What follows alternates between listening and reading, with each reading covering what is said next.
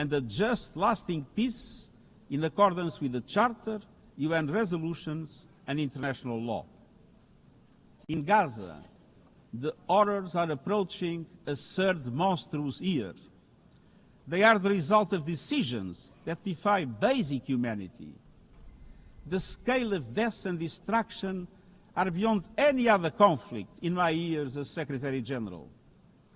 The International Court of Justice has issued legally binding provisional measures in the case named Application of the Convention on the Prevention and Punishment of the Crime of Genocide in the Gaza Strip. Since then, a famine has been declared and the killing has intensified. The measures stipulated by the ICJ must be implemented fully and immediately.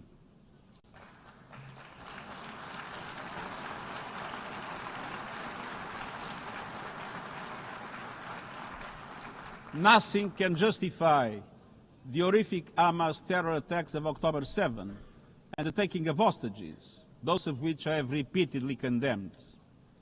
And nothing can justify the collective punishment of the Palestinian people and the systematic destruction of Gaza. We know what is needed. Permanent ceasefire now. All the hostages released now. Full humanitarian access now. And we must not relent in the only viable answer to sustainable Middle East peace, a two-state solution as so eloquently reaffirmed yesterday. We must urgently reverse dangerous trends on the ground. Relentless settler expansion and violence and the looming threat of annexation must stop.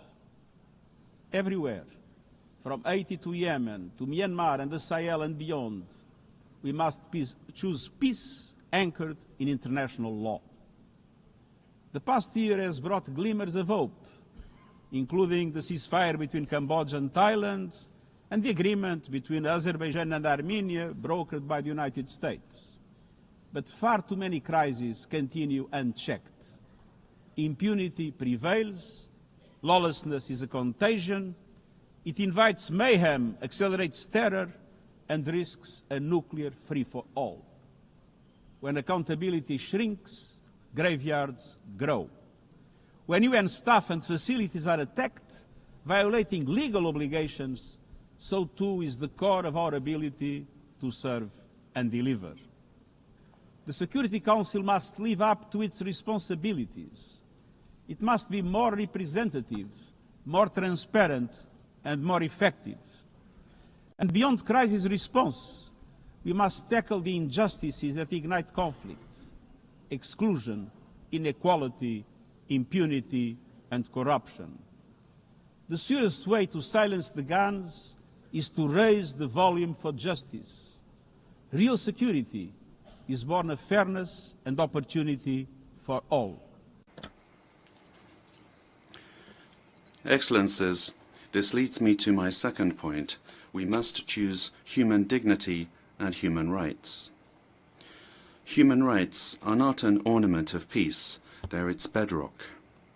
Human rights, economic, social, cultural, political, and civil, are universal, indivisible, and interdependent. Choosing rights means more than words. It means choosing justice over silence. It means protecting freedom and civic space, advancing equality for women and girls, confronting racism and discrimination in all its forms, protecting human rights defenders, journalists, and freedom of speech, and upholding the rights of refugees and migrants so that mobility is safe and in accordance with international law. Human rights are a daily battle, online and offline. They require political will. But dignity is not only about the protection of rights. It is about rights fulfilled through inclusive and resilient development. Rights that put an end to poverty and hunger. Rights that open doors to education, health, and opportunity.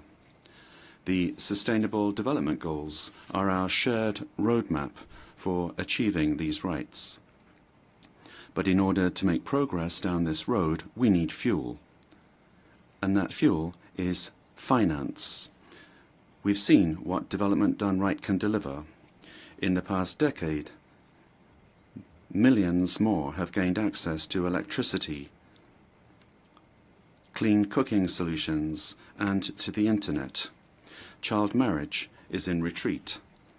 Women's representation is growing, but cuts to aid are wreaking havoc. They are a death sentence for many. For so many more, a stolen future. This is the great paradox of our time. We have the solutions, but we are siphoning off the fuel that would make it possible to make progress. To choose dignity, we must choose financial justice and solidarity. We need to reform the international financial architecture so that it drives development for all. With bigger and bolder multilateral development banks, lending more and mobilizing more private capital for developing countries, with faster and fairer debt relief mechanisms, helping every country in crisis, including middle-income countries. Protecting natural resources by tackling illicit financial flows and abusive tax practices that rob societies of their future.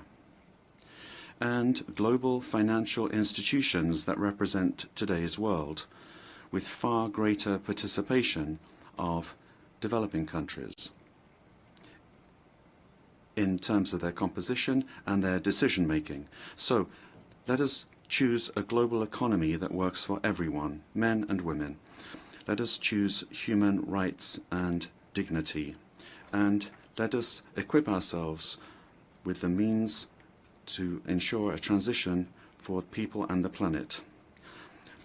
Excellencies, this brings me to the third choice. We must choose climate justice. The climate crisis is accelerating, but so are the solutions. The clean energy future is no longer a distant promise. It's already here. No government, industry, or special interest can stop it. But some are trying, hurting economies, locking in higher prices, and squandering a historic opportunity. Fossil fuels are a losing bet. Last year, almost all new power capacity came from renewables, and the investment is surging. Renewables are the cheapest and fastest source of new power. They create jobs, drive growth, shield economies from volatile oil and gas markets, connect the unconnected, and can free us from the tyranny of fossil fuels. But not at today's pace. Clean energy investment remains uneven. 21st century grids and storage are not rolling out fast enough. And public subsidies, taking from taxpayer money, still flow to fossil fuels over clean energy by a factor of 9 to 1. Meanwhile, emissions, temperatures, and disasters keep rising. And those least responsible suffer the most. Science says limiting global temperature rise to 1.5 degrees by the end of this century is still possible, but the window is closing. The International Court of Justice has affirmed the legal obligation of states. We must step up action and ambition, especially through strengthened national climate plans. Tomorrow, I will welcome leaders to announce new targets. The G20, the biggest emitters, must lead, guided by common but differentiated responsibilities. But all countries must step up and do more as we head to the UN Climate Conference in Brazil. By accelerating action in energy, forests, methane and industrial decarbonization, by defining a credible roadmap to mobilize $1.3 trillion annually in climate finance by 2035 for developing countries, by supporting just transitions, by doubling finance for adaptation to at least $40 billion this year, and rapidly deploying proven tools to unlock billions more in concessional finance, and by capitalizing the Loss and Damage Fund with significant contributions. All of these requires government, international financial institutions, philanthropies, civil society, and the private sector to work together, to provide fiscal space to developing countries and unlock new innovative sources of finance at scale, including solidarity levies on high-emitting sectors and debt swaps. We have the solutions and tools, but we must choose climate justice and climate action. First, we must choose to put technology at the service of humanity. Artificial intelligence is rewriting human existence in real time, transforming how we learn, work, communicate, and what we can trust. And the question is not how to stop it, but how to steer it for the greater good. Technology must be our servant, not our master. It must promote human rights, human dignity, and human agency. Yet today, AI's advancement in outpacing regulation and responsibility and is concentrated in a few hands. And the risks are expanding to new frontiers, from biotech to autonomous weapons. We are witnessing the rise of tools for mass surveillance, mass social control, mass disruption, and even mass destruction. Tools that can drain energy, strain ecosystems, and intensify the race for critical minerals, potentially stoking instability and conflict. Yet, these technologies remain largely ungoverned. We need universal guardrails and common standards across platforms. No company should be above the law. No machines should decide who lives or dies. No system should be deployed without transparency, safety, and accountability. Last month, this Assembly took a historic step, establishing an independent international scientific panel on AI and an annual global dialogue on AI governance. Two new pillars of a shared architecture, connecting science with policy to bring clarity and foresight, enabling innovation to flourish while advancing our values and our rights, and ensuring governments, companies, and civil society can help shape common norms. We must build on these mechanisms and close the capacity gap.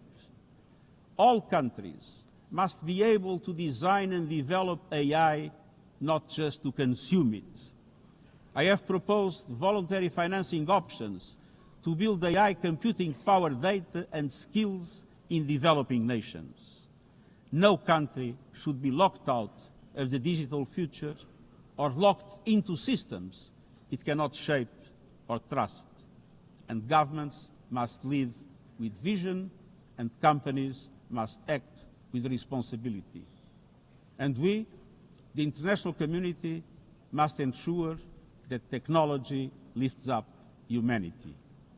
So let us choose cooperation over fragmentation, ethics over expediency, and transparency over opacity.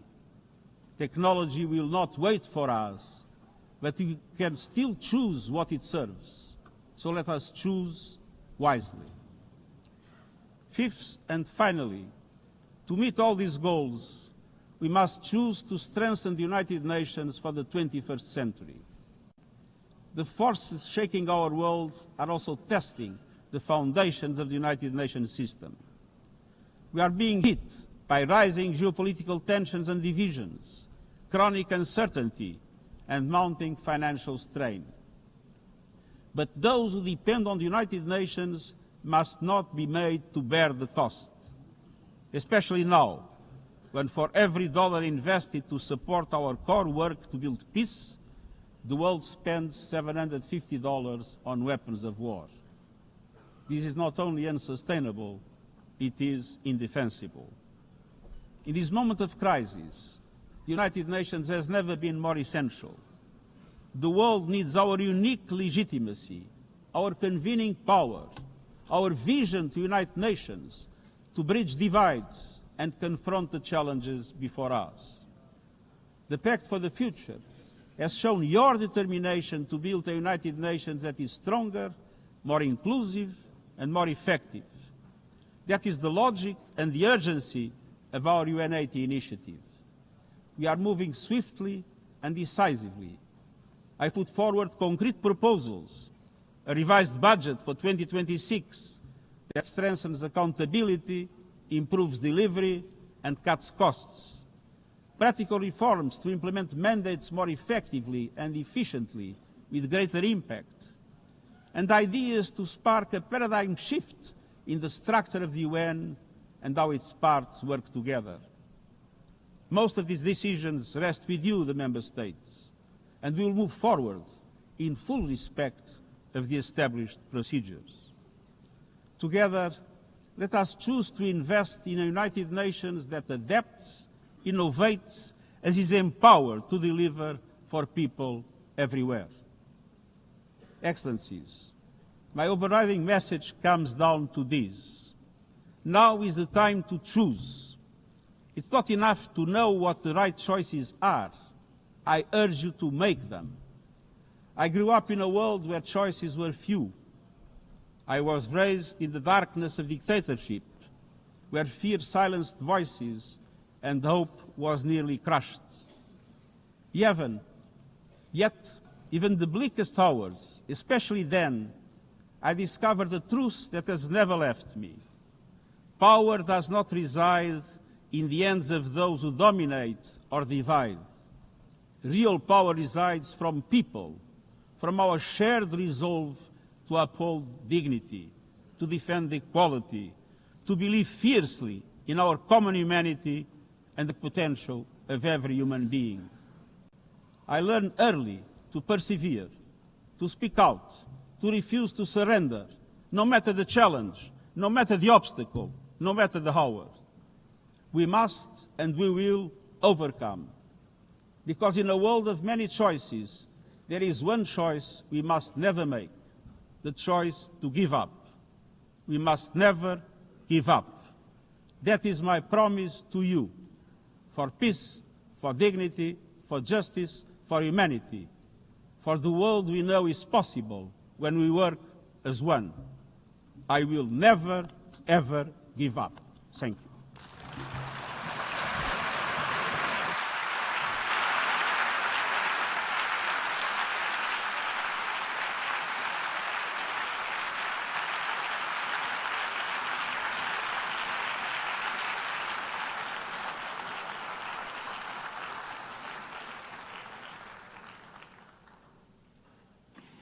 I thank the Secretary General. The Assembly will now turn to Agenda Item 8, entitled General Debate.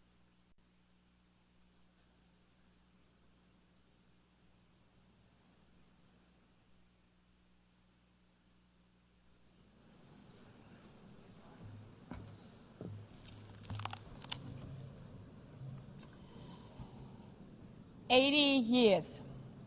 Longer than the average human life.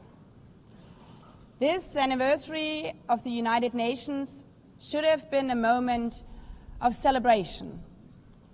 But this is not an ordinary year. Just look at the state of our world, as the Secretary General described.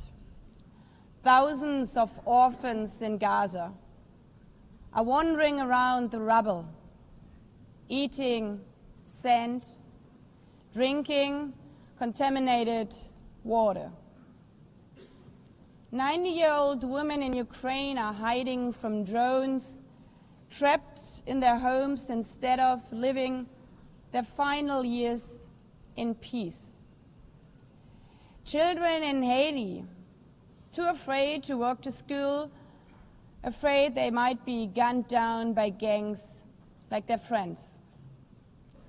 And for every conflict and tragedy that seizes the headlines, there are so many more that are forgotten, lost to the news cycle. Like women in Democratic Republic of the Congo, shielding their daughters from armed groups, fearful they might be raped. And Rohingya children spending their whole childhood in tattered tents, unable to remember what their home looks like. Faced with these realities, now is not the time to celebrate, but to ask ourselves, where is the United Nations?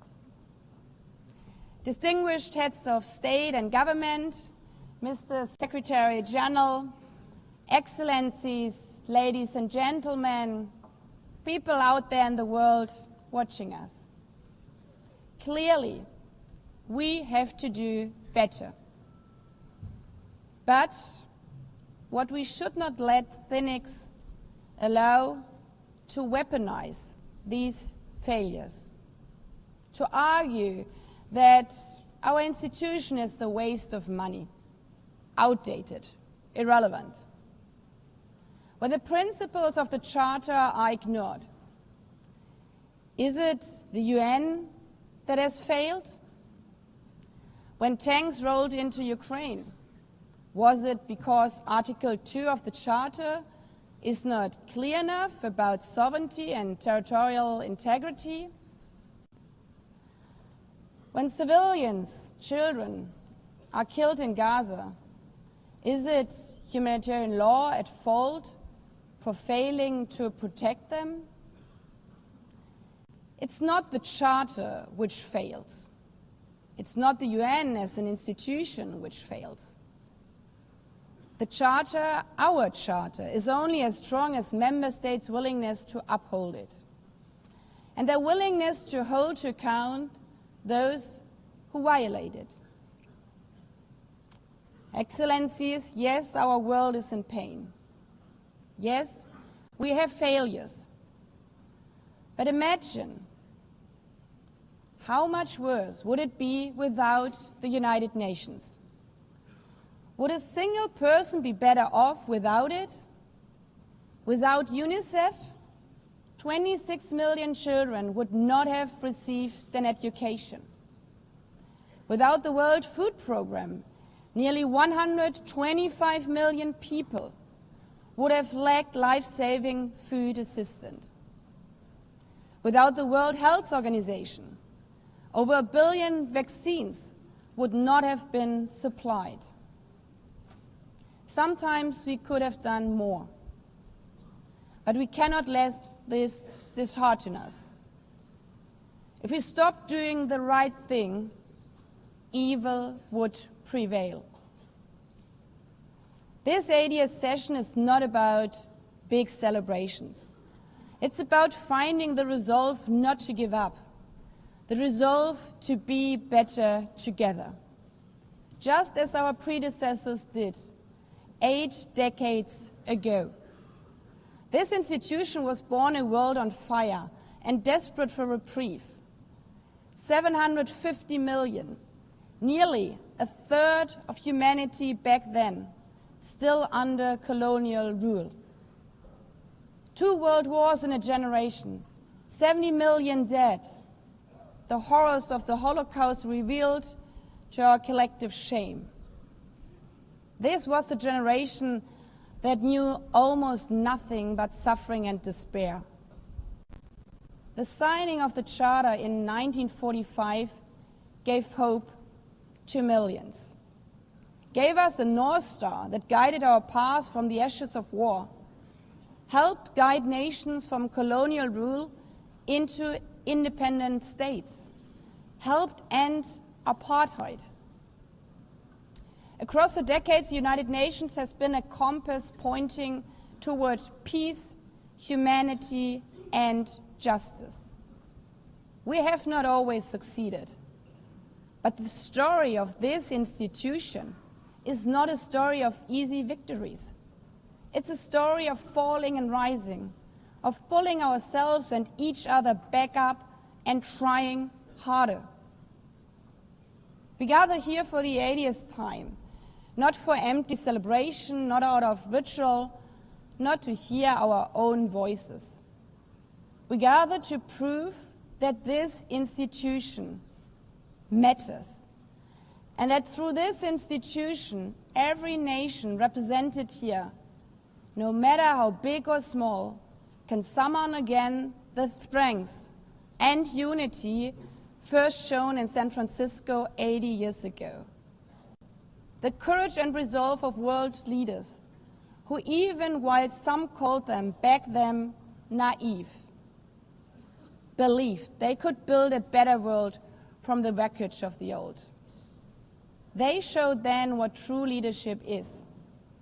It's not about imposing your will or putting others down. True leadership is about lifting others up, not out of altruism, but for our mutual benefit, and even out of our self-interest. Because as our founders and every architect of peace since then has understood, helping others is what makes ultimately our own countries stronger.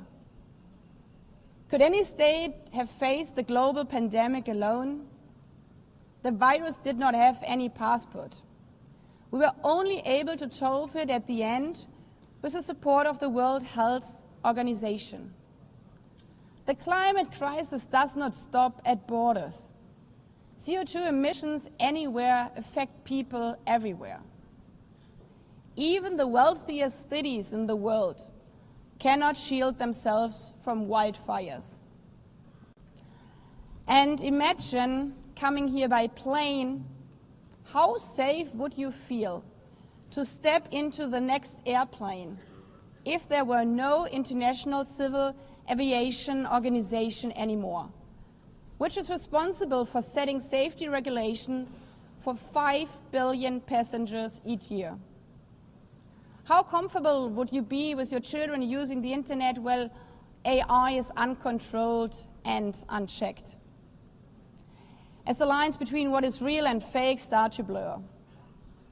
In this globalized, digitalized world, we work together or we suffer alone.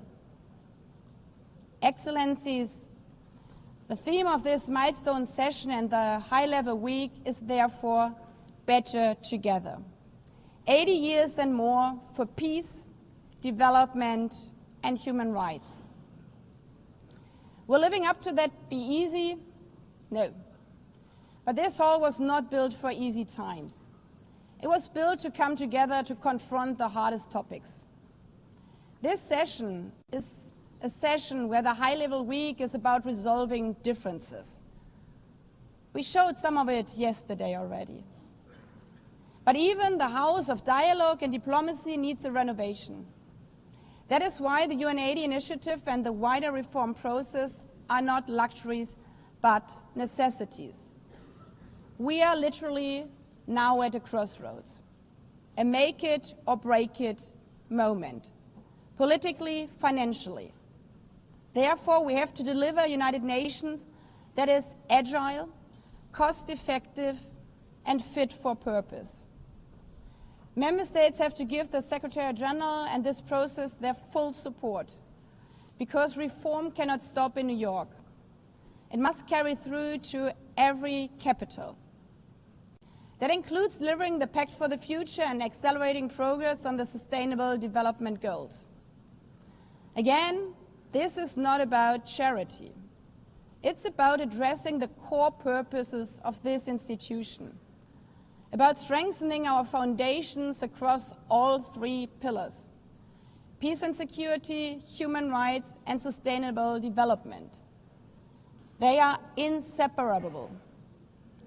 Leaving hundreds of millions trapped in extreme poverty, vulnerable to crisis, and denied their human rights is not only a moral failure, it's a recipe for global unrest, terrorism, and a tragic waste of humanity's greatest resource, its people.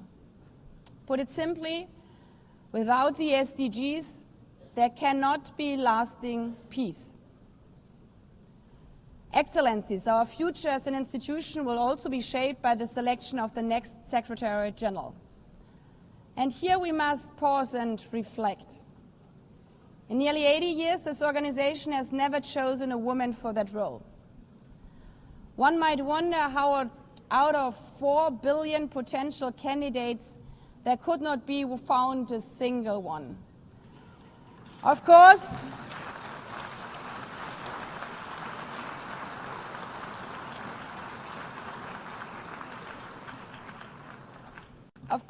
the choice rests with member states. But those of you having been there yesterday celebrating Beijing, one strong female leader after the other from all our continents. Like 80 years ago, we are standing at a crossroads. And it's up to us, to every single member state, to live up to the same leadership as your predecessors did. To act when action is needed. To uphold the principles of our Charter. To be better together. To show the people around the world that this United Nation is there. Today, tomorrow, and for the next 8 decades. Because, after all, it's the life insurance for every country.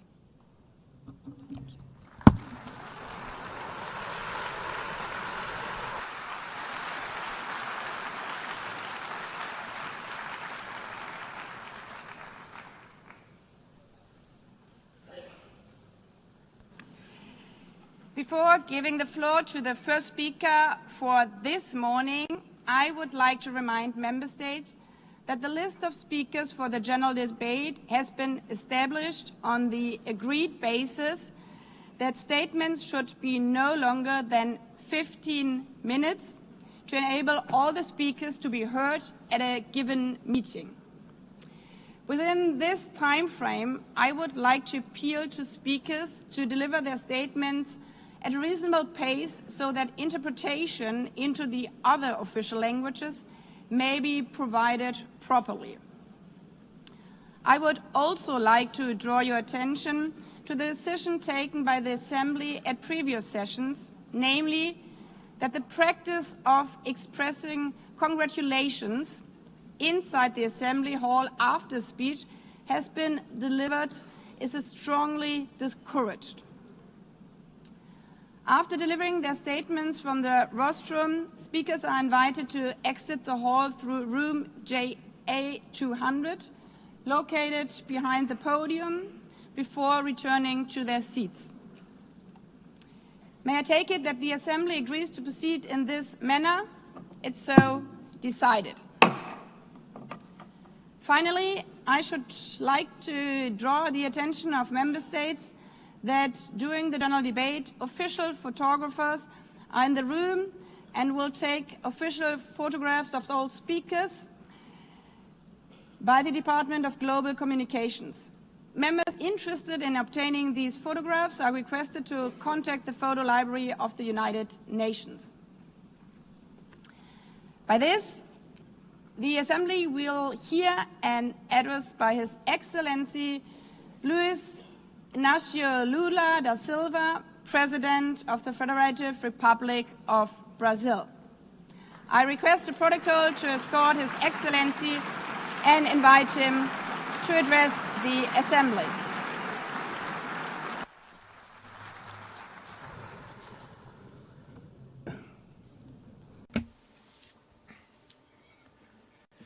Madam President of the General Assembly, Annalena Baerbock, Mr. Secretary General Antonio Guterres, dear heads of state and government, and representatives of the member states gathered here.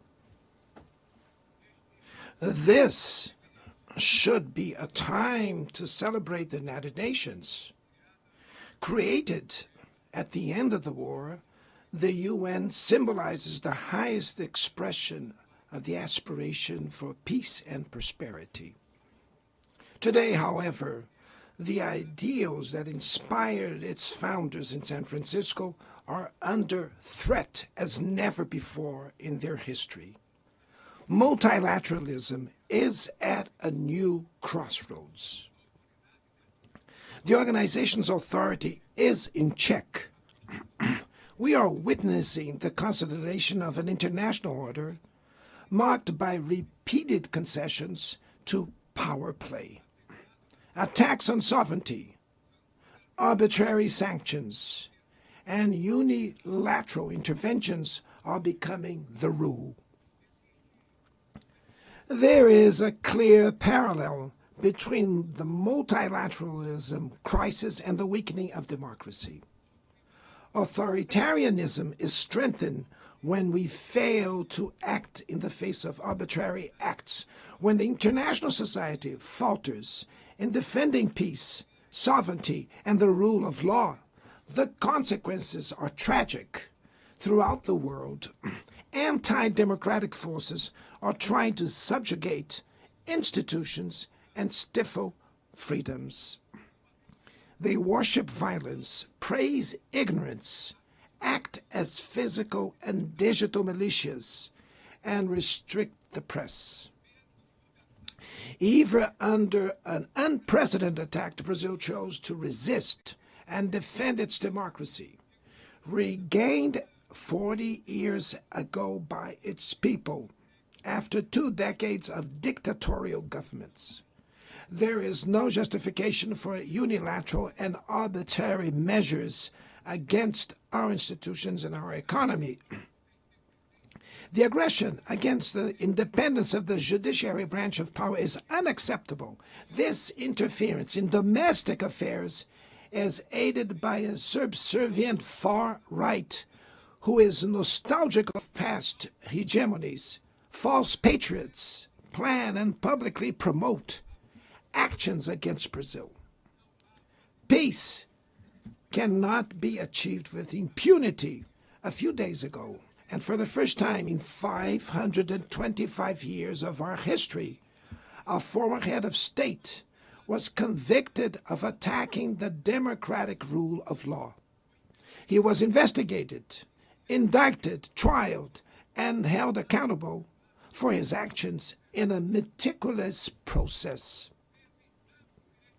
He has the right to defend himself was secured, a prerogative that dictatorships deny to their victims. Before the eyes of the world, Brazil sent a message to all aspiring autocrats and those who support them. Our democracy, our sovereignty are non-negotiable.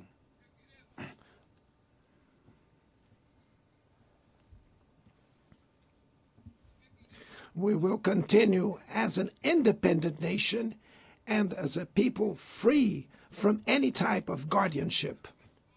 Sound democracies go beyond the electoral ritual. Its strength presupposes the reduction of inequalities, the guarantee of the most basic rights: food, safety, work, housing, education, and health. Democracy fails when women earn less than men or die at the hands of partners and family members. It loses when it closes its doors and blames migrants for the world's ills. Poverty is as much an enemy of democracy as extremism. Therefore, we were proud to receive confirmation from FAO that Brazil has once again left the hunger map in this year, 2025. But in the world, there are still 670 million hungry people, and about 2.3 billion face food insecurity. The only war of which everyone can emerge victorious is the one we wage against hunger and poverty. This is the goal of the global alliance we launched at the G20 and which has the support of 103 countries. The international community needs to revise its priorities. reduce arms spending, and increase development aid. Relieve the service of the foreign debt of the poorest countries, above all African nations, and set minimum global tax standards so that the super rich pay more taxes than workers. Democracy is also measured by the ability to protect families and the childhood. Digital platforms offer possibilities for us to come together in ways we never imagined. But they have been used for sowing intolerance, misogyny, xenophobia, and misinformation. The internet cannot be a land of lawlessness. It's up to governments to protect the most vulnerable. Regulating does not mean restraining freedom of expression. It's about ensuring that what is already illegal in the real world is treated the way in the virtual environment. Attacks on regulation serve to cover up hidden interests and provide shelter for crimes such as fraud, human trafficking, pedophilia, and attacks against democracy. The Brazilian parliament was right to rush to address this issue. Last week, I proudly enacted one of the world's most advanced laws for the protection of children and adolescents in the digital environment. Also, we sent draft bills to the National Congress to foster competition in digital markets and to encourage the installation of sustainable data centers.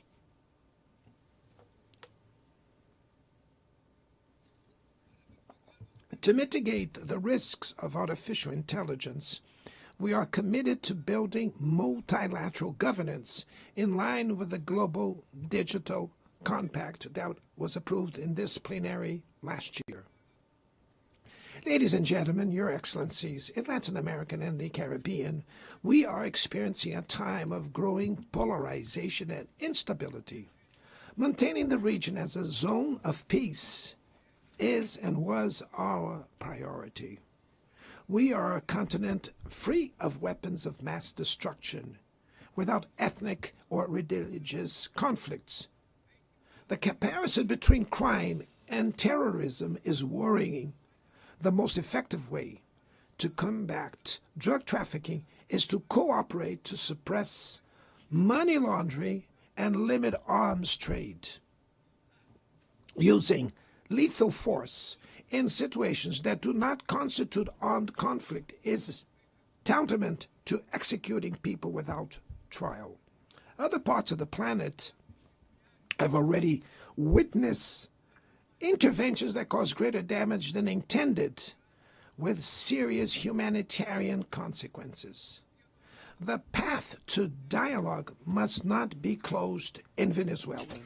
Haiti has the right to a violence-free future, and it is unacceptable that Cuba be listed as a country that sponsors terrorism. In the conflict in Ukraine,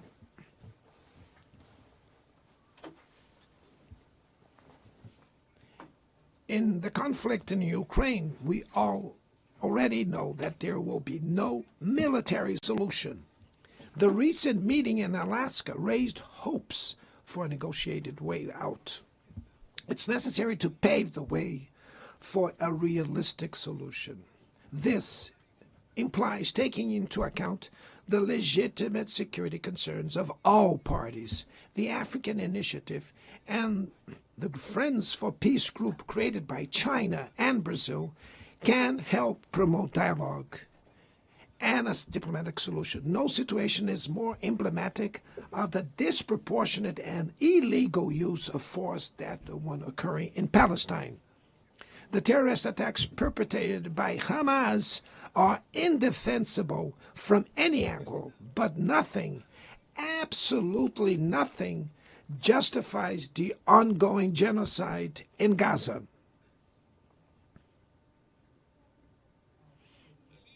There, under tons of rubble, are buried tens of thousands of innocent women and children.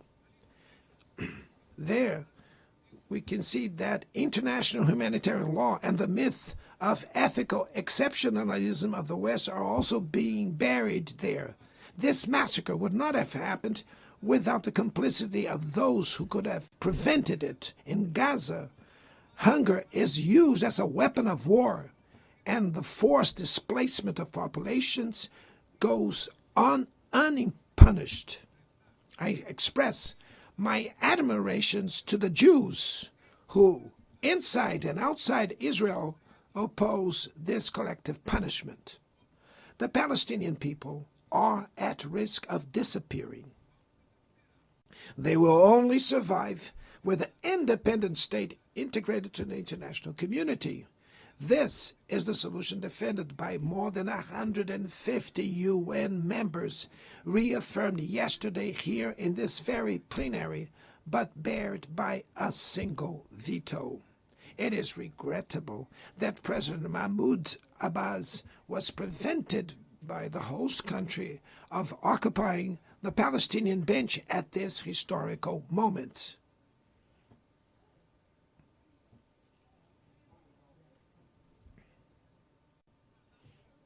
The spread of this conflict to Lebanon, Syria, Iran, Qatar is fueling an unprecedented arms build-up. Madam President, bombs and nuclear weapons will not protect us from the climate crisis. The year of 24 was the warmest already registered. COP30 in the city of Belém, Brazil, will the cope of truth. It will be the time for world leaders to prove the seriousness of their commitment to the planet. Without a complete picture of the NDC's nationally determined contributions, we were walking blindfolded towards the abyss. Brazil has committed to reducing its emissions by 59% and 67%, covering all greenhouse gases and all sectors of the economy. Developing nations face climate change while grappling with other challenges. Meanwhile, rich countries enjoy a standard of living reached at the expense of 200 years of greenhouse gas emissions, demanding greater ambition and greater access to resources and technology. It's not a matter of charity, but of justice. The race for critical minerals essential for energy transition cannot reproduce the predatory and asymmetrical logic that has characterized recent centuries. In Belém City, the world will learn about the reality of the Amazon. Brazil has already reduced deforestation by half in the region in the last 2 years. Eradicating it requires ensuring decent living conditions for its millions of inhabitants.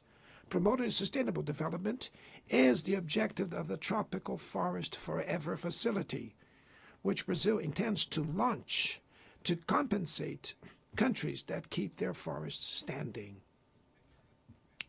But the time has come to move from the negotiation phase to the implementation stage. The world owes a lot to the regime created by the Climate Convention.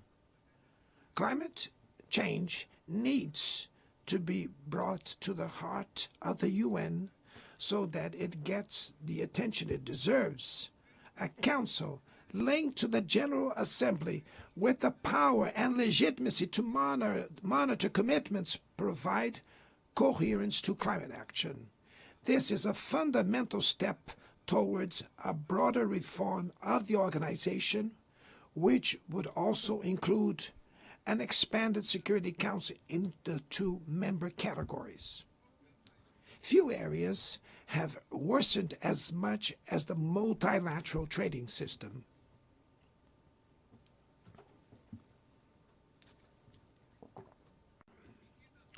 Unilateral measures have rendered fundamental principles, such as the most favored nations clauses, meaningless. They have disrupted value chains and threw the global economy into a pernicious spiral of high prices and stagnation. It is urgent to refound the WTO based on modern and flexible foundations. Your Excellencies, ladies and gentlemen, this year, the world lost two exceptional public figures. Former Uruguayan President Pepe Mujica and our dear Pope Francis, both embodied the best humanist values like no other. Their lives were intertwined with the 8 decades of the UN's existence. If they were still among us, they would use this platform to remember that authoritarianism, environmental degradation, and inequality are not relentless, that the only ones defeated are those who stand idly by, resigned, and that we can defeat the false prophets and oligarchs who exploit fear and monetize hate, and that tomorrow is made of daily choices, and it takes courage to act to transform it. In the future that Brazil envisions, there is no room for the reenactment of ideological rivalries or spheres of influence. Confrontation is not inevitable. We need leaders with clear visions who understand that the international order is not a zero-sum game. The 21st century will be increasingly multipolar.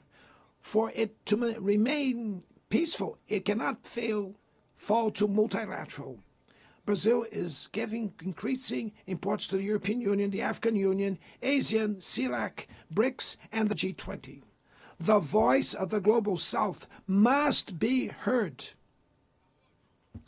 The UN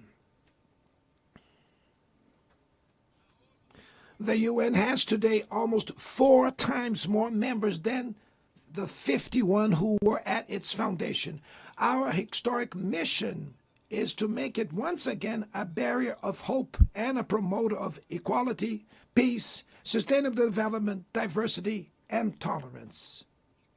May God bless us all. And thank you very much.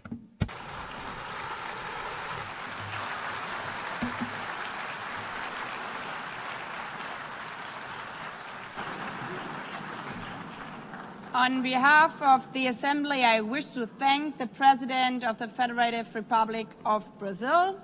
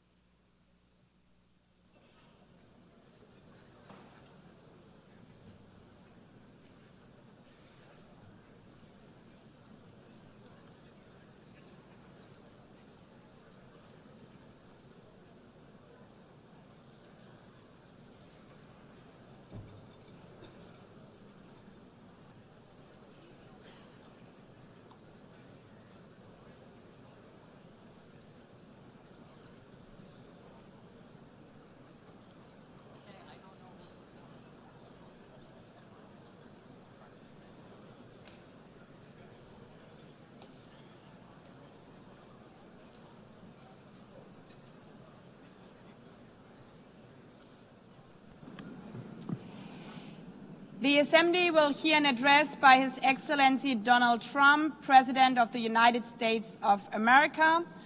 I request protocol to escort His Excellency and invite him to address the Assembly.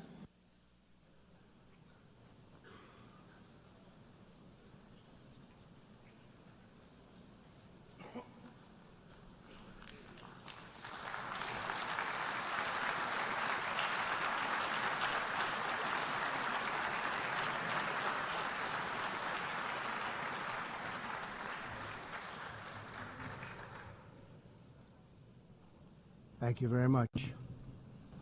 Very much appreciated.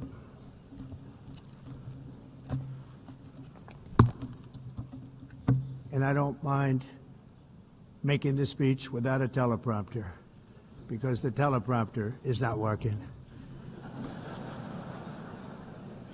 I feel very happy to be up here with you nevertheless, and that way you speak more from the heart. I can only say that whoever's operating this teleprompter is in big trouble.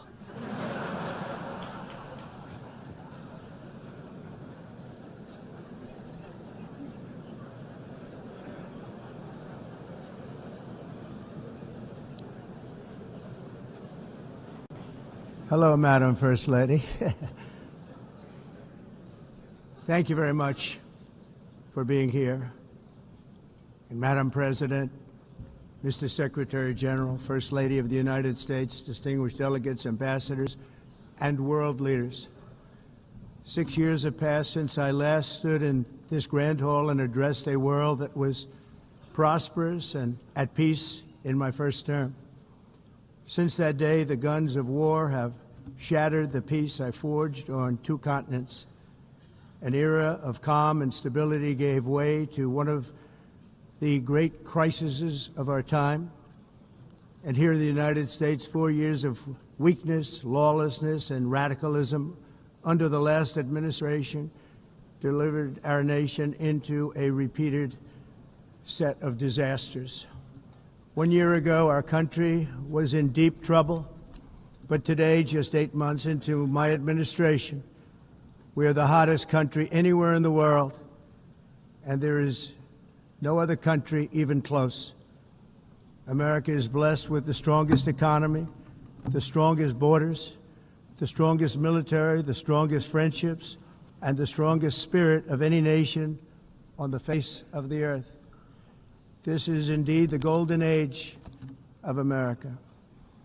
We are rapidly reversing the economic calamity we inherited from the previous administration, including ruinous price increases and record-setting inflation like we've never had before. Under my leadership, energy costs are down, gasoline prices are down, grocery prices are down, mortgage rates are down, and inflation has been defeated. The only thing that's up is the stock market, which just hit a record high. In fact, it hit a record high 48 times in the last short period of time. Growth is surging, manufacturing is booming. The stock market, as I said, is doing better than it's ever done, and all of you in this room benefit by that. Almost everybody. And importantly, workers' wages are rising at the fastest pace in more than 60 years. And that's what it's all about, isn't it? In 4 years of President Biden, we had less than $1 trillion of new investment into the United States. In just 8 months since I took office, we have secured commitments and money already paid for $17 trillion. Think of it, 4 years, less than $1 trillion, 8 months, much more than $17 trillion is being invested in the United States, and it's now pouring in from all parts of the world. We've implemented the largest tax cuts in American history and the largest regulation cuts in American history, making this once and again the best country on earth to do business. And many of the people in this room are investing in America, and it's turned out to be an awfully good investment during this 8-month period. In my first term, I built the greatest economy in the history of the world. We had the best economy ever, history of the world. And I'm doing the same thing again, but this time it's actually much bigger and even better. The numbers far surpass my record-setting first term. On our southern border, we have successfully repelled a colossal invasion, and for the last 4 months, and that's 4 months in a row, the number of illegal aliens admitted and entering our country has been 0. Hard to believe, because if you look back just a year ago, it was millions and millions of people pouring in from all over the world, from prisons, from mental institutions, drug dealers, All over the world they came. They just poured into our country with the ridiculous open border policy of the Biden administration. Our message is very simple. If you come illegally into the United States, you're going to jail, or you're going back to where you came from, or perhaps even further than that. You know what that means. I want to thank the country of El Salvador for the successful and professional job they've done in receiving and jailing so many criminals that entered our country. And it was under the previous administration that the number became record-setting, and they're all being taken out. We have no choice. And other countries have no choice because other countries are in the exact same situation with immigration. It's destroying your country, and you have to do something about it. On the world stage, America is respected again like it has never been respected before.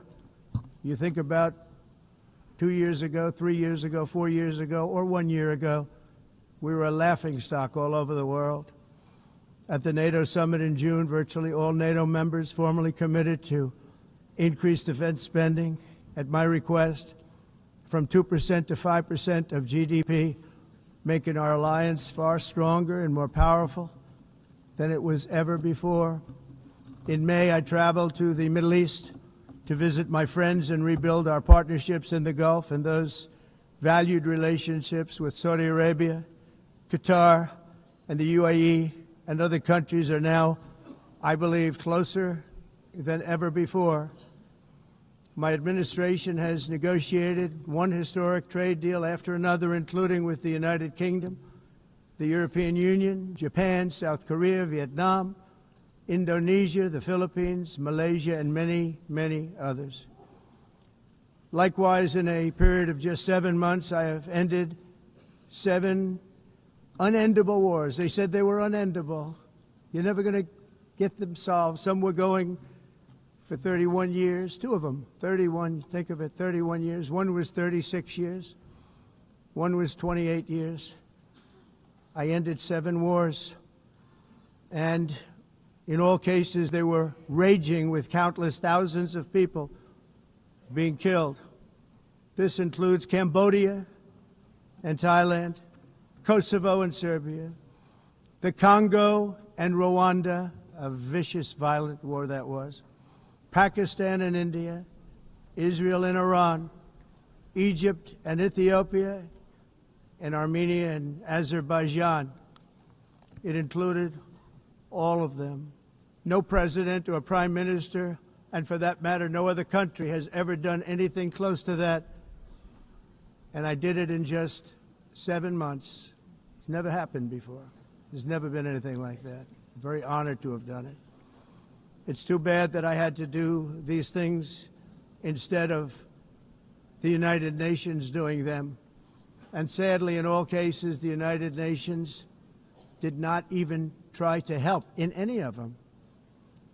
I ended 7 wars, dealt with the leaders of each and every one of these countries, and never even received a phone call from the United Nations offering to help in finalizing the deal. All I got from the United Nations was an escalator that on the way up stopped right in the middle. If the First Lady wasn't in great shape, she would have fallen, but she's in great shape. We're both in good shape. We both stood. And then a teleprompter that didn't work. These are the 2 things I got from the United Nations, a bad escalator and a bad teleprompter. Thank you very much. And by the way, it's working now. It just went on. Thank you. I think I should just do it the other way. It's easier. Thank you very much. I didn't think of it at the time because I was too busy working to save millions of lives. That is the saving and stopping of these wars. But later I realized that the United Nations wasn't there for us. They weren't there. I thought of it really after the fact, not during these negotiations, which were not easy. That being the case, what is the purpose of the United Nations? The UN has such tremendous potential. I've always said it. It has such tremendous, tremendous potential. but it's not even coming close to living up to that potential. For the most part, at least for now, all they seem to do is write a really strongly worded letter and then never follow that letter up. It's empty words, and empty words don't solve war. The only thing that solves war and wars is action. Now, after ending all of these wars and also earlier negotiating the Abraham Accords, which is a very big thing for which our country received no credit, never receives credit. Everyone says that I should get the Nobel Peace Prize for each one of these achievements. But for me, the real prize will be the sons and daughters who live to grow up with the mothers and fathers, because millions of people are no longer being killed in endless and unglorious wars. What I care about is not winning prizes, it's saving lives. We saved millions and millions of lives with the 7 wars. And we have others that we're working on, and you know that. Many years ago, a very successful real estate developer in New York, known as Donald J. Trump, I bid on the renovation and rebuilding of this very United Nations complex. I remember it so well. I said at the time that I would do it for $500 million, rebuilding everything. It would be beautiful. I used to talk about, I'm going to give you marble floors. They're going to give you terrazzo. I'm going to give you the best of everything. You're going to have mahogany walls. They're going to give you plastic. But they decided to go in another direction, which was much more expensive at the time, and which actually produced a far inferior product. And I realized that they did not know what they were doing when it came to construction, and that their building concepts were so wrong, and the product that they were proposing to build was so bad and so costly. It was going to cost them a fortune. And I said, and wait till you see the overruns. Well, I turned out to be right. They had massive cost overruns and spent between $2 and $4 billion on the building and did not even get the marble floors that I promised them. You walk on terrazzo. Do you notice that? As far as I'm concerned, frankly, looking at the building and getting stuck on the escalator, they still haven't finished the job. They still haven't finished. That was years ago. The project was so corrupt that Congress actually asked me to testify before them on the tremendous waste of money, because it turned out that they had no idea what it was, but they knew it was anywhere between $2 and $4 billion as opposed to $500 million with a guarantee. But they had no idea, and I said it cost much more than $5 billion. Unfortunately, many things in the United Nations are happening just like that, but on an even much bigger scale, much, much bigger. Very sad to see. Whether the UN can manage to play a productive role, I've come here today to offer the hand of American leadership and friendship to any nation in this assembly that is willing to join us in forging a safer, more prosperous world. And it's a world that we'll be much happier with. A dramatically better future is within our reach. But to get there, we must reject the failed approaches of the past and work together to confront some of the greatest threats in history. There is no more serious danger to our planet today than the most powerful and destructive weapons ever devised by man, of which the United States, as you know, has many. Just as I did in my first term, I've made containing these threats a top priority, starting with the nation of Iran. My position is very simple. The world's #1 sponsor of terror can never be allowed to possess the most dangerous weapon. That's why, shortly after taking office, I sent the so-called Supreme Leader a letter making a generous offer. I extended a pledge of full cooperation in exchange for a suspension of Iran's nuclear program. The regime's answer was to continue their constant threats to their neighbors and U.S. interests throughout the region, and some great countries that are right nearby. Today, many of Iran's former military commanders, in fact, I can say almost all of them, are no longer with us. They're dead. And 3 months ago, in Operation Midnight Hammer, 7 American B-2 bombers dropped the 14 30,000-pound each bombs on Iran's key nuclear facilities, totally obliterating everything. No other country on earth could have done what we did. No other country has the equipment to do what we did. We have the greatest weapons on earth. We hate to use them. But we did something that for 22 years people wanted to do. With Iran's nuclear enrichment capacity demolished, I immediately brokered an end to the 12-day war, as it's called, between Israel and Iran, with both sides agreeing to fight no longer. As everyone knows, I have also been deeply engaged in seeking a ceasefire in Gaza. Have to get that done. Have to get it done. Unfortunately, Hamas has repeatedly rejected reasonable offers to make peace. We can't forget October 7th, can we? Now, as if to encourage continued conflict, some of this body is seeking to unilaterally recognize a Palestinian state. The rewards would be too great for Hamas terrorists for their atrocities. This would be a reward for these horrible atrocities, including October 7th, even while they refuse to release the hostages or accept a ceasefire. Instead of giving to Hamas and giving so much, because they've taken so much, they have taken so much. This could have been solved so long ago. But instead of giving in to Hamas's ransom demands, those who want peace should be united with one message: release the hostages now. Just release the hostages now. Thank you.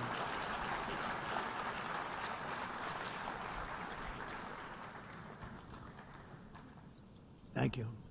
As we have got to come together, and we will come together, got to get it done. We have to stop the war in Gaza immediately. We have to stop it. We have to get it done. We have to negotiate, immediately have to negotiate peace. We got to get the hostages back. We want all 20 back. We don't want 2 and 4. As you know, I got, along with Steve Witkoff and others that helped us, Marco Rubio, we got most of them back. We were involved in all of them. But I always said the last 20 are going to be the hardest, and that's exactly what happened. We have to get them back now. We don't want to get back 2, and then another 2, and then 1, and then 3.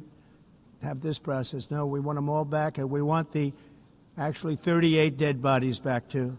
Those parents came to me, and they want them back, and they want them back very quickly and very badly, as though they were alive. They want them. They want them every bit as much as if their son or daughter were alive. I've also been working relentlessly, stopping the killing in Ukraine. I thought that would be, of the 7 wars that I stopped, I thought that would be the easiest because of my relationship with President Putin, which had always been a good one. I thought that was going to be the easiest one. But, you know, in war, you never know what's going to happen. There are always lots of surprises, both good and bad. Everyone thought Russia would win this war in 3 days, but it didn't work out that way. It was supposed to be just a quick little skirmish. It's not making Russia look good. It's making them look bad. No matter what happens from here on out, this was something that should have taken a matter of days, certainly less than a week, and they've been fighting for 3.5 years and killing anywhere from 5,000 to 7,000 young soldiers, mostly soldiers, on both sides, every single week, from 5,000 to 7,000 dead young people, and some in cities, much smaller numbers, where rockets are shot, where drones are dropped. This war would never have started if I were president. This was a war that should have never happened. It shows you what leadership is, what bad leadership can do to a country. Look what happened to the United States, and look where we are right now in just a short period of time. The only question now is how many more lives will be needlessly lost on both sides. China and India are the primary funders of the ongoing war by continuing to purchase Russian oil. But inexcusably, even NATO countries have not cut off much Russian energy. and Russian energy products, which, as you know, I found out about 2 weeks ago, and I wasn't happy. Think of it. They're funding the war against themselves. Who the hell ever heard of that one? In the event that Russia is not ready to make a deal to end the war, then the United States is fully prepared to impose a very strong round of powerful tariffs, which would stop the bloodshed, I believe, very quickly. But for those tariffs to be effective, European nations, all of you are gathered here right now, would have to join us in adopting the exact same measures. I mean, you're much closer to this. We have an ocean in between. You're right there. And Europe has to step it up. They can't be doing what they're doing. They're buying oil and gas from Russia while they're fighting Russia. It's embarrassing to them, and it was very embarrassing to them when I found out about it, I can tell you that. But they have to immediately cease all energy purchases from Russia. Otherwise, we're all wasting a lot of time. So I'm ready to discuss this. We're going to discuss it today with the European nations, all gathered here. I'm sure they're thrilled to hear me speak about it, but that's the way it is. I like to speak my mind and speak the truth. As we seek to reduce the threat of dangerous weapons today, I'm also calling on every nation to join us in ending the development of biological weapons once and for all. And biological is terrible, and nuclear is even beyond, and we include nuclear in that. We want to have a cessation of the development of nuclear weapons. We know, and I get to view it all the time. Sir, would you like to see? And I look at weapons that are so powerful that we just can't ever use them. If we ever use them, the world literally might come to an end. There would be no United Nations to be talking about. There would be no nothing. Just a few years ago, reckless experiments overseas gave us a devastating global pandemic. Yet despite that worldwide catastrophe, many countries are continuing extremely risky research into bioweapons and man-made pathogens. This is unbelievably dangerous. To prevent potential disasters, I'm announcing today that my administration will lead an international effort to enforce biological weapons convention, which is going to be meeting with the top leaders of the world by pioneering an AI verification system that everyone can trust. Hopefully the UN can play a constructive role, and it will also be one of the early projects under AI. Let's see how good it is, because a lot of people are saying it could be one of the great things ever, but it also can be dangerous, but it can be put to tremendous use and tremendous good, and this would be an example of that. Not only is the UN not solving the problems it should, too often, it's actually creating new problems for us to solve. The best example is the #1 political issue of our time, the crisis of uncontrolled migration. It's uncontrolled. Your countries are being ruined. The United Nations is funding an assault on Western countries and their borders. In 2024, the UN budgeted $372 million in cash assistance to support an estimated 624,000 migrants journeying into the United States.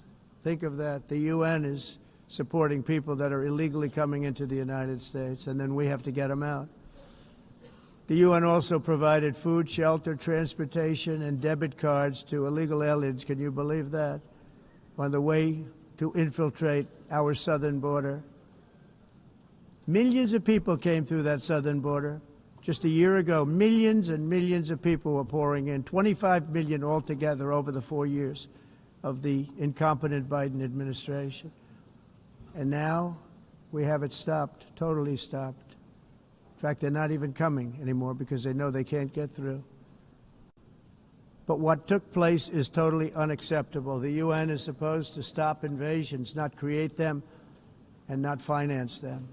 In the United States, we reject the idea that mass numbers of people from foreign lands can be permitted to travel halfway around the world, trample our borders, violate our sovereignty, cause unmitigated crime, and deplete our social safety net. We have reasserted that America belongs to the American people, and I encourage all countries to take their own stand in defense of their citizens as well. You have to do that because I see it. I'm not mentioning names. I see it, and I can call every single one of them out. You're destroying your countries. They're being destroyed. Europe is in serious trouble. They've been invaded by a force of illegal aliens like nobody's ever seen before. Illegal aliens are pouring into Europe. Nobody is ever, and nobody's doing anything to change it, to get them out. It's not sustainable. And because they choose to be politically correct, they're doing just absolutely nothing about it. And I have to say, I look at London, where you have a terrible mayor, terrible, terrible mayor, and it's been so changed, so changed. Now they want to go to Sharia law, but you're in a different country. You can't do that. Both the immigration and their suicidal energy ideas will be the death of Western Europe if something is not done immediately. This cannot be sustained. What makes the world so beautiful is that each country is unique. But to stay this way, every sovereign nation must have the right to control their own borders. You have the right to control your borders, as we do now, and to limit the sheer numbers of migrants entering their countries and paid for by the people of that nation that were there and that built that particular nation at the time. They put their blood, sweat, tears, money into that country, and now they're being ruined. Proud nations must be allowed to protect their communities and prevent their societies from being overwhelmed by people they have never seen before, with different customs, religions, with different everything. Where migrants have violated laws, lodged false asylum claims, or claimed refugee status for illegitimate reasons, they should, in many cases, be immediately sent home. And while we will always have a big heart for places and people that are struggling and truly compassionate, answers will be given. We have to solve the problem, and we have to solve it in their countries, not create new problems in our countries. And we are very helpful to a lot of countries that are just not able to send their people anymore. They used to send them to us in caravans of 25,000, 30,000 people each. These massive caravans of people pouring into our country, totally unchecked and unvetted. But not anymore. According to the Council of Europe, in 2024, almost 50% of inmates in German prisons were foreign nationals or migrants. In Austria, the number was 53% of the people in prisons were from places that weren't from where they are now. In Greece, the number was 54%, and in Switzerland, beautiful Switzerland, 72% of the people in prisons are from outside of Switzerland. When your prisons are filled with so-called asylum seekers who repaid kindness, and that's what they did, they repaid kindness with crime, it's time to end the failed experiment of open borders. You have to end it now. See, I can tell you, I'm really good at this stuff. Your countries are going to hell. In America, we've taken bold action to swiftly shut down uncontrolled migration. Once we started detaining and deporting everyone who crossed the border and removing illegal aliens from the United States, they simply stopped coming. They're not coming anymore. We're getting a lot of credit, but they're not coming anymore.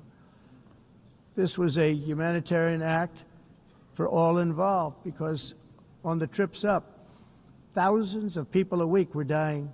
Women were being raped. Nobody's ever seen anything like it. Raped, horribly beaten, raped.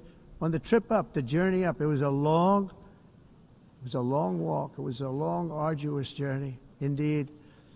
And it was also a historic victory against human trafficking throughout the region. What we did was a victory, and we saved so many lives of people that wouldn't make the journey. That journey was loaded up with death.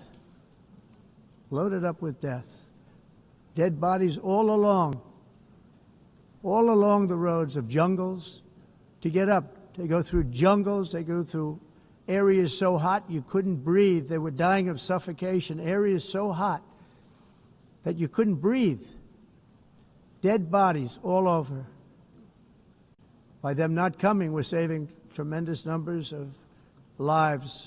My people have done a fantastic job in doing what they did, and the American public agrees with it. I mean, I was very proud to see this morning I have the highest poll numbers I've ever had. Part of it is because of what we've done on the border. I guess the other part is what we've done in the economy.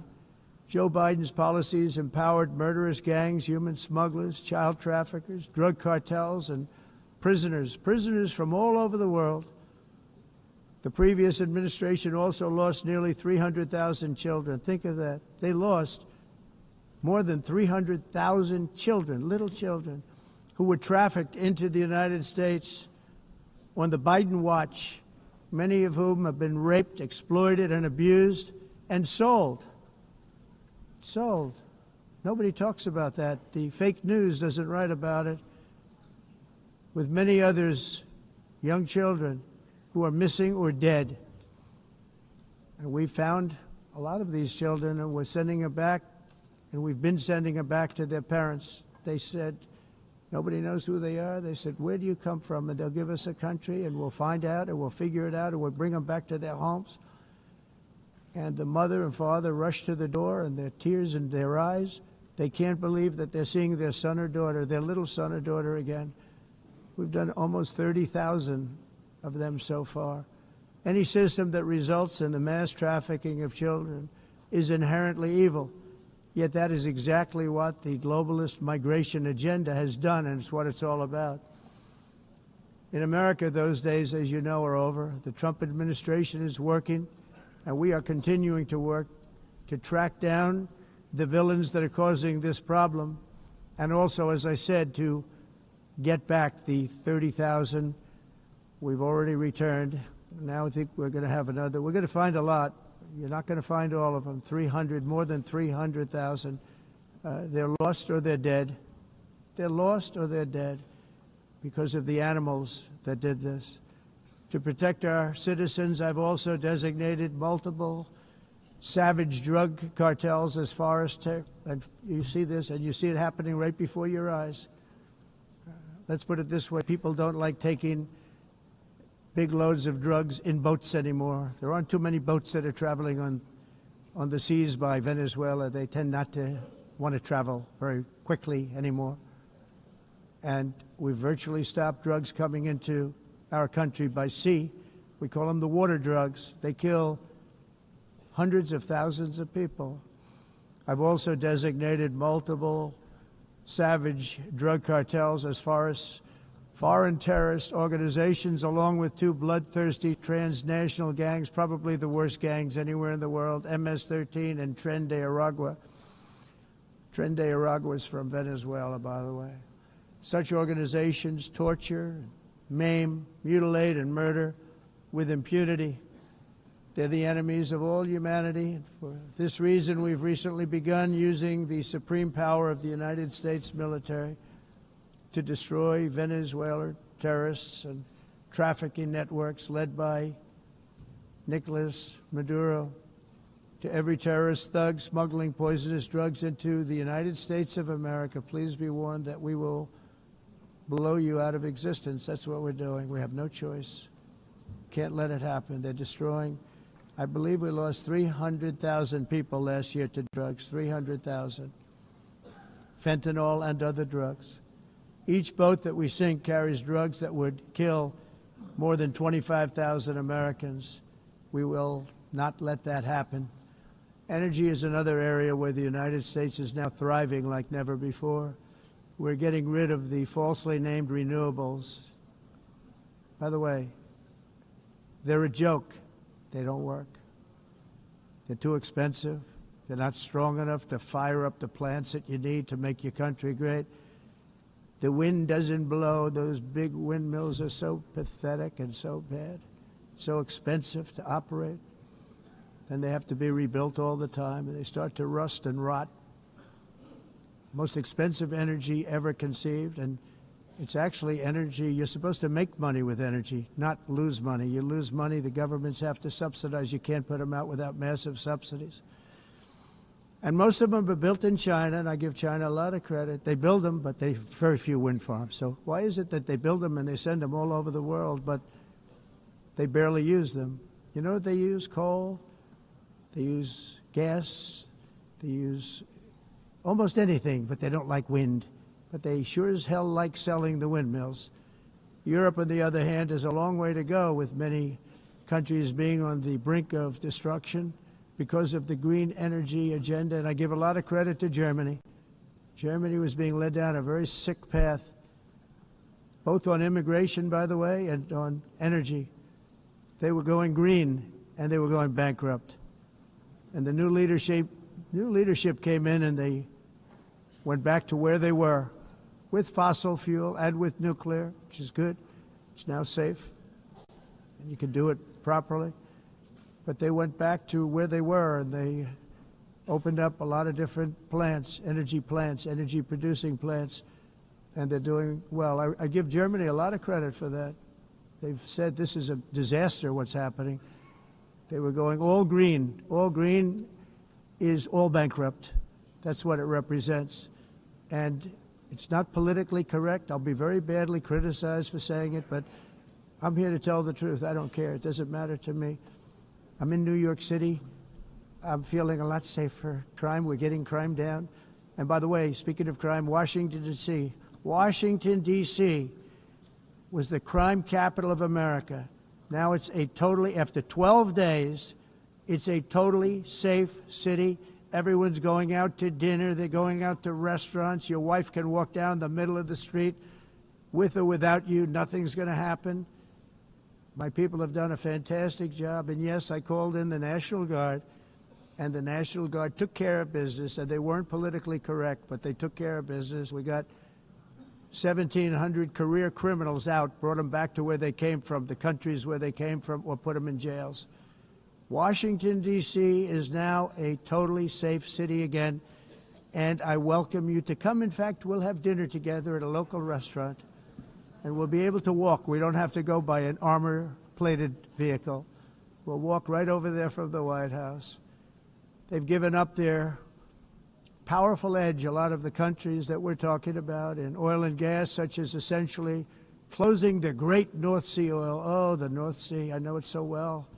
Aberdeen was the oil capital of Europe, and there's tremendous oil that hasn't been found in the North Sea.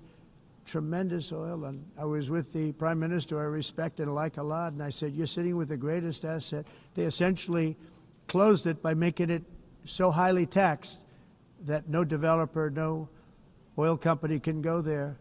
They have tremendous oil left, and more importantly, they have tremendous oil that hasn't even been found yet. And what a tremendous asset for the United Kingdom. And I hope the Prime Minister is listening, because I told it to him 3 days in a row. That's all he heard. North Sea oil, North Sea, because I want to see them do well. I want to stop seeing them ruining that beautiful Scottish and English countryside with windmills and massive solar panels that go 7 miles by 7 miles, taking away farmland. But we're not letting this happen in America. In 1982, the executive director of the United Nations Environmental Program predicted that by the year 2000, climate change would cause a global catastrophe. He said that it will be irreversible, as any nuclear holocaust would be. This is what they said at the United Nations. What happened? Here we are. Another UN official stated in 1989 that within a decade, entire nations could be wiped off the map by global warming. Not happening. You know, it used to be global cooling. If you look back years ago in the 1920s and the 1930s, they said, global cooling will kill the world. We have to do something. Then they said global warming will kill the world. But then it started getting cooler. So now they could just call it climate change, because that way they can't miss. It's climate change. Because if it goes higher or lower, whatever the hell happens, there's climate change. It's the greatest con job ever perpetrated on the world, in my opinion. Climate change, no matter what happens, you're involved in that. No more global warming, no more global cooling. All of these predictions made by the United Nations and many others, often for bad reasons, were wrong. They were made by stupid people that have cost their countries fortunes and given those same countries no chance for success. If you don't get away from this green scam, your country is going to fail.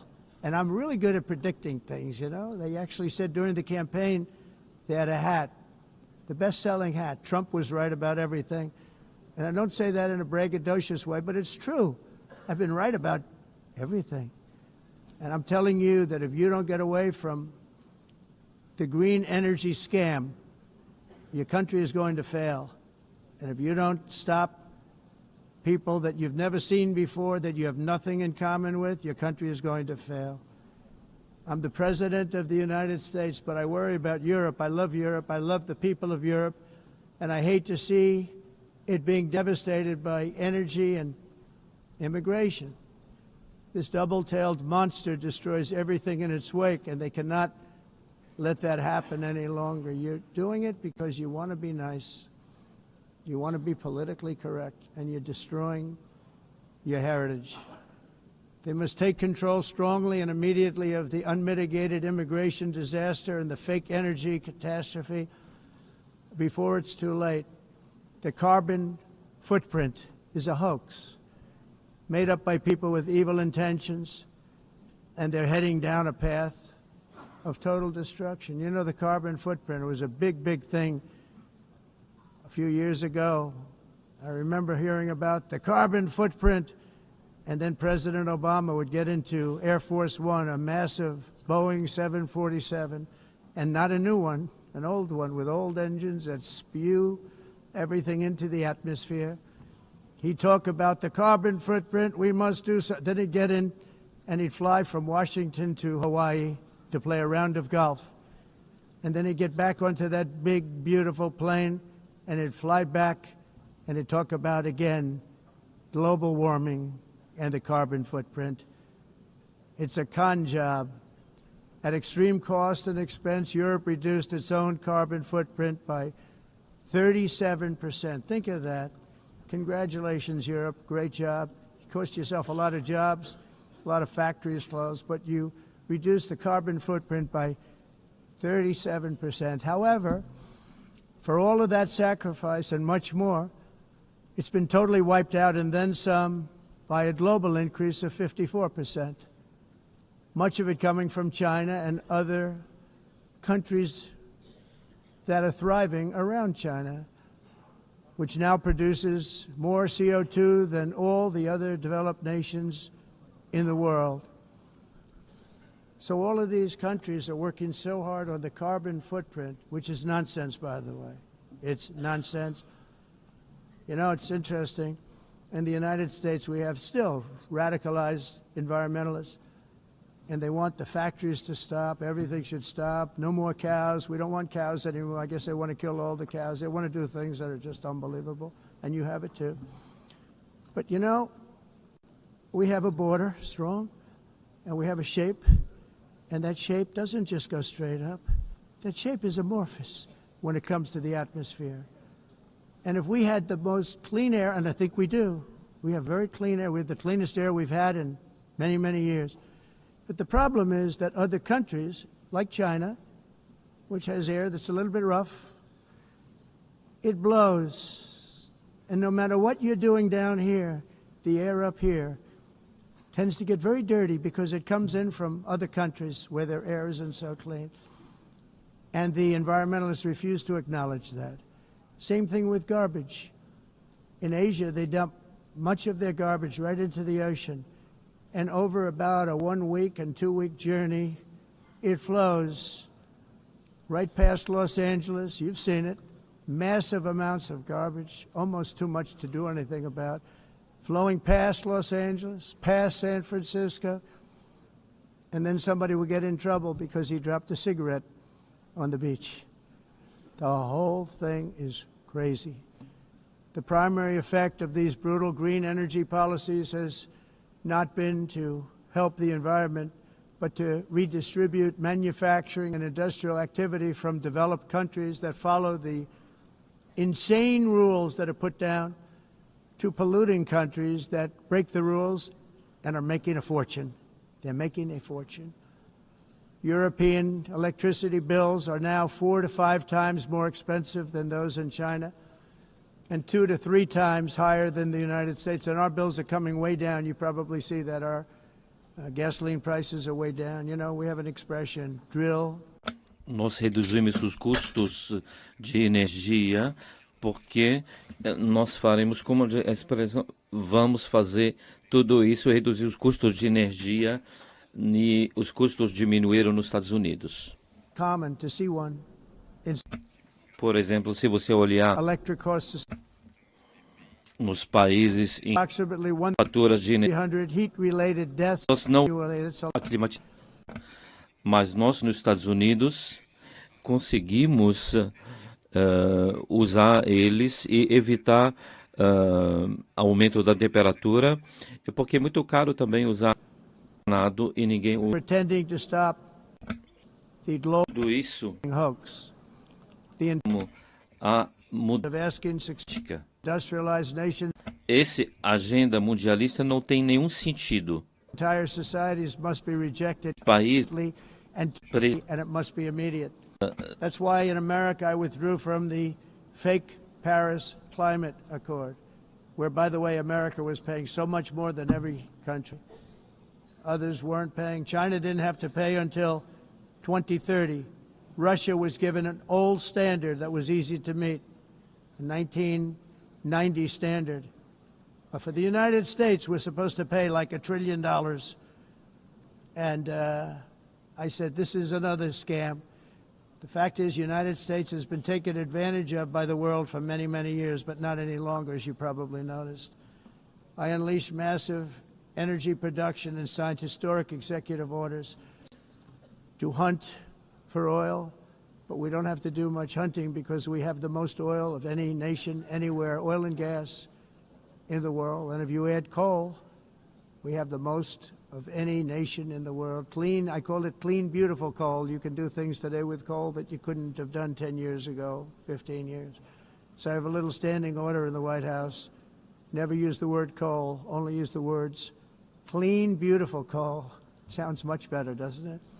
But we stand ready to provide any country with abundant, affordable energy supplies if you need them, when most of you do. We're proudly exporting energy all over the world. We're now the largest exporter. In the United States, we want trade and robust commerce with all nations, everybody. We want to help nations. We're going to help nations. But it must also be fair and reciprocal. The challenge with trade is much the same with climate. The countries that followed the rules, all their factories have been plundered. It's really sad to watch. They've been broken. They've been broken by countries that broke the rules. That's why the United States is now applying tariffs to other countries, and much as these tariffs were for many years applied to us, uncontrollably applied to us. We've used tariffs as a defense mechanism under the Trump administration, including my first term, where hundreds of billions of dollars in tariffs were taken in. And by the way, we had the lowest inflation, and now we have very low inflation. The only thing different is that we have hundreds of billions of dollars flowing into our country. But this is how we will ensure that the system works for everyone and is sustainable into the future. We're also using tariffs to defend our sovereignty and security throughout the world, including against nations that have taken advantage of former U.S. administrations for decades, including the most corrupt, incompetent administration in history, the sleepy Joe Biden administration. Brazil now faces major tariffs in response to its unprecedented efforts to interfere in the rights and freedoms of our American citizens and others, with censorship, repression, weaponization, judicial corruption, and targeting of political critics in the United States. I have a little problem saying this because I must tell you, I was walking in and the leader of Brazil was walking out. We saw him and I saw him, he saw me, and we embraced. And then I'm saying, can you believe I'm going to be saying this in just 2 minutes? but we actually agreed that we would meet next week. We didn't have much time to talk, like about 20 seconds. They were in retrospect, I'm glad I waited because this thing didn't work out too well. But we did talk. We had a good talk, and we agreed to meet next week, if that's of interest. But he seemed like a very nice man, actually. He liked me, I liked him. But if you, and I only do business with people I like. When I don't like them, I don't like them. But we had, at least for about 39 seconds, we had excellent chemistry. It's a good sign. But also in the past, Brazil, can you believe this, unfairly tariffed our nation, but now because of our tariffs, we are hitting them back, and we're hitting them back very hard. As president, I will always defend our national sovereignty and the rights of American citizens. So I'm very sorry to say this, that Brazil is doing poorly and will continue to do poorly. They can only do well when they're working with us. Without us, they will fail, just as others have failed. It's true. Next year, the United States will celebrate the 250th anniversary of our glorious independence, a testament to enduring power and American freedom and spirit. We will also be proudly hosting the 2026 FIFA World Cup, and shortly thereafter, the 2028 Olympics, which is going to be very exciting. I hope you all come. I hope that countless people from all over the globe will take part of these will be great celebrations of liberty and human achievement, and that together we all can rejoice in the miracles of history that began in July 4th, 1776, when we founded the light to all nations. And it's something really that an amazing thing came out of that date. It's called the United States of America. In honor of this momentous anniversary, I hope that all countries who find inspiration in our example will join us in renewing our commitment, values, and those values, really, that we hold so dear. Together, let us defend free speech and free expression. Let us protect religious liberty, including for the most persecuted religion on the planet today. It's called Christianity. And let us safeguard our sovereignty and cherish qualities that have made each of our nations so special, incredible, and extraordinary. In closing, I just want to repeat that immigration and the high cost of so-called green renewable energy is destroying a large part of the free world and a large part of our planet. Countries that cherish freedom are fading fast because of their policies on these two subjects. You need strong borders and traditional energy sources if you are going to be great again. Whether you have come from north or south, east or west, near or far, every leader in this beautiful hall today represents a rich culture, a noble history, and a proud heritage that makes each nation majestic and unique, unlike anything else in human history or any other place on the face of the earth. From London to Lima, from Rome to Athens, from Paris to Seoul, from Cairo to Tokyo and Amsterdam to right here in New York City, we stand on the shoulders of the leaders and legends, generals and giants, heroes and titans who won and built our beloved nations, all of our nations, with their own courage, strength, spirit, and skill. Our ancestors climbed mountains, conquered oceans, crossed deserts, and trekked over wide open plains. They charged into thunderous battles, plunged into grave dangers, and they were soldiers and farmers and workers and warriors and explorers and patriots. They built towns into cities, tribes into kingdoms, ideas into industries, and small islands into mighty empires. You're a part of all of that. They were champions for their people who never gave up and who never, ever gave in. Their values defined our national identities. Their visions forged our magnificent destiny. Everybody in this room is a part of it in your own way. Each of us inherits the deeds and the myths, the triumphs, the legacies of our own heroes and founders who so bravely showed us the way. Our ancestors gave everything for homelands that they defended, with pride, with sweat, with blood, with life, and with death. Now the righteous task of protecting the nations that they built belongs to each and every one of us. So together let us uphold our sacred duty to our people and to our citizens. Let us protect their borders, ensure their safety, preserve their cultures, treasure, and traditions, and fight, fight, fight for their precious dreams and their cherished freedoms. And in friendship and really a beautiful vision, let us all work together to build a bright, beautiful planet, a planet that we all share, a planet of peace and a world that is richer, better, and more beautiful than ever before. That can happen. It will happen.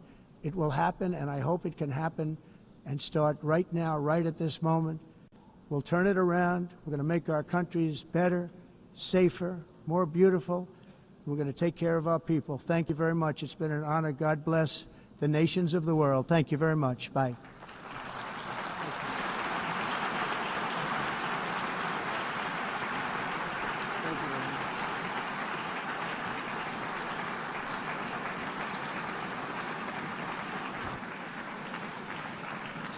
On behalf of the Assembly, I wish to thank the President of the United States,